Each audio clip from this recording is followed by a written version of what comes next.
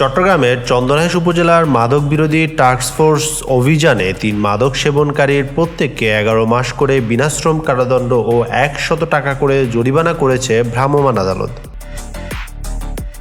১০ই নভেম্বর দুপুরে চন্দনাইশ উপজেলার দোহাজারী পৌরসভায় এলাকায় মাদক সেবনরত অবস্থায় তাদের আটক করে এই সাজা দেওয়া হয়। মাদক বিরোধী অভিযান পরিচালনা করেন উপজেলা সহকারী কমিশনার ও নির্বাহী ম্যাজিস্ট্রেট ঝন্টু বিকাশ চাকমা।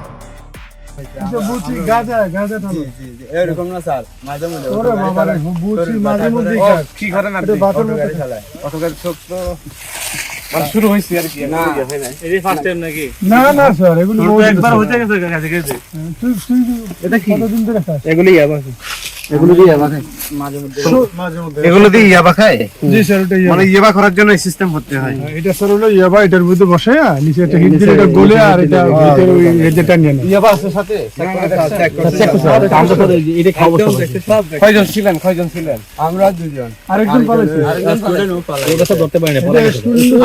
এ বিষয়ে তিনি বলেন, মাদকদ্রব্য নিয়ন্ত্রণ আইন ২০১৮ এর ৯-এর ১ গ ধারায় লঙ্ঘনের অভিযোগ প্রমাণিত হওয়ায় ৩৬-এর ৫ ধারায় তাদের প্রত্যেককে ১১ মাসের বিনাশ্রম কারাদণ্ড ও ১০০ টাকা করে অর্থদণ্ডে দণ্ডিত করা হয়। মাদকের বিরুদ্ধে অভিযান অব্যাহত থাকবে।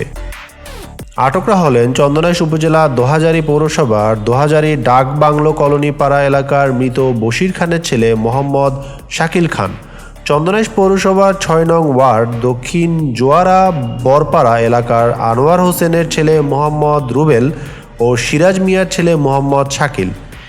এই ৩ জনের কাছ থেকে মাদক জব্দ করা হয়।